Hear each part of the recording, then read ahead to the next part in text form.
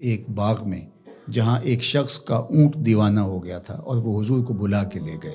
اونٹ دیوانہ ہو جائے تو سخت نقصان دہ ہوتا ہے، تو صحابہ کہتے ہیں کہ حضور جب داخل ہوئے تو ہم ڈرے کہیں حضور کو نقصان نہ پہنچا دے، کیونکہ وہ حضور کو دیکھ کے دوڑتا ہوا آیا، لیکن جو ہی وہ قریب آیا تو منظر عجیب تھا۔ اس نے اپنی پیشانی حضور کے قدموں میں رکھ دی اور سجدہ ریز ہو گیا۔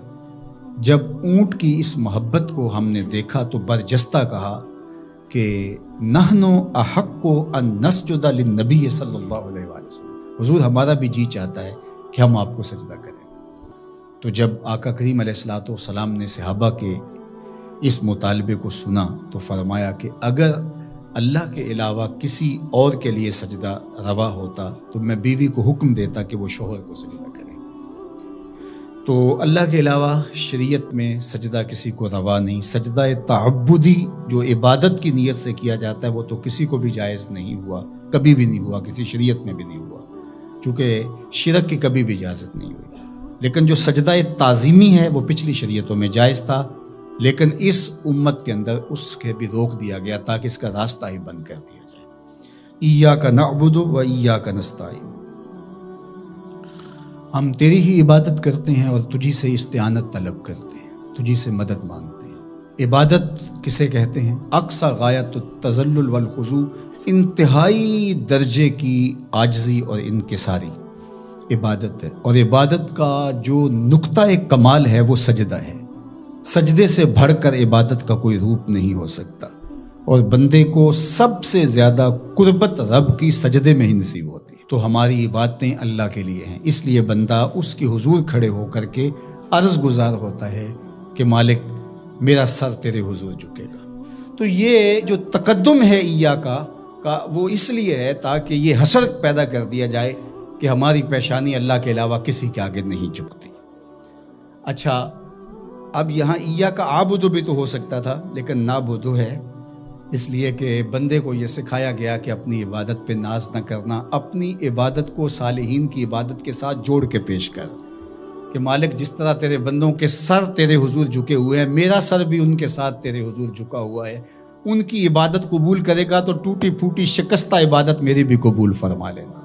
اور پھر ارشاد فرمایا وَإِيَّاكَ نَسْتَعِينُ، اور ہم تیرے سے ہی استعانت طلب کرتے ہیں، تیرے سے ہی مدد مانگتے ہیں۔ استعانت اون سے ہے، اور استعانت کا معنی پھر یہ طلب ماخذ ہے نا اس کا، خاصہ باب استفعال کا، تو پھر اس کا مطلب یہ ہوا طلب الاون، مدد کا طلب کرنا۔ تو ہم اللہ جل شانہ کی عبادت بھی کرتے ہیں، اور پھر دوسرا درجہ جو ہے مدد طلب کرنا، نصرت اور تائید طلب کرنا، وہ بھی ہم اللہ سے طلب کرتے ہیں۔ تو اس لیے عبادت بھی اسی کے لیے ہے، کسی اور کے لیے عبادت ہو ہی نہیں سکتی، اور مدد اور نصرت بھی اسی سے ہی طلب کی جائے گی۔ جس طرح ایاک معنی میں حسر پیدا کرنے کے لیے اس کو مقدم کیا گیا ہے، ایاک نعبد و ایاک نستعین، تو یہاں بھی ایاک کو اسی طرح مقدم کر کے وہی زور یہاں کلام میں پیدا کیا گیا ہے، تاکہ جو ہے وہ سمجھنے والے اس کو سمجھنے میں کوئی ٹھوکر نہ کھائیں، اور اللہ ہی سے مدد طلب کرنی چاہیے۔ باقی مجازن اگر کسی سے آپ طلب کرتے ہیں مدد، تو آپ کے اعتقاد میں یہی ہوتا ہے کہ وہ اللہ کی دی ہوئی توفیق سے میری یہ مدد کر سکتا ہے۔ اگر ایسا ہو تو وہ اس کے زمرے میں نہیں آئے گی۔ ڈاکٹر سے دوا لینے جاتے ہیں تو شفا تو من جانب اللہ ہوتی ہے۔ یہاں آج کل جو ہے وہ نور بٹ رہا ہے، تو یہ کہا جائے کہ انہوں نے مجھے نور دے دیا، تو نور تو اللہ ہی دینے والا ہے، لیکن یہاں مجازی معنی ہوگا۔ تو اسی طرح صالحین سے، نیکوکاروں سے، روحانی معاملات کے اندر جو استعانت طلب کی جاتی ہے تو وہ اسی معنی میں ہے۔ حقیقی معنی کے اندر جو ہے وہ استعانت اللہ تعالیٰ جل شانہ کی ہے۔ باقی رہی بات عبادت کی، تو عبادت تو کسی کی مجازن بھی نہیں ہو سکتی اور حقیقتاً بھی نہیں ہو سکتی سوائے اللہ کے۔ یہ ساری کہانی بیان کرنے کے بعد اپنی وفاداری کا یقین دلایا، اور پھر ہاتھ پھیلا کر کے اس نے کہا اہدنا الصراط المستقیم، مالک تجھ سے صراط مستقیم طلب کر رہا، ہدایت مانگی صراط مستقیم کی، سیدھی راہ کی۔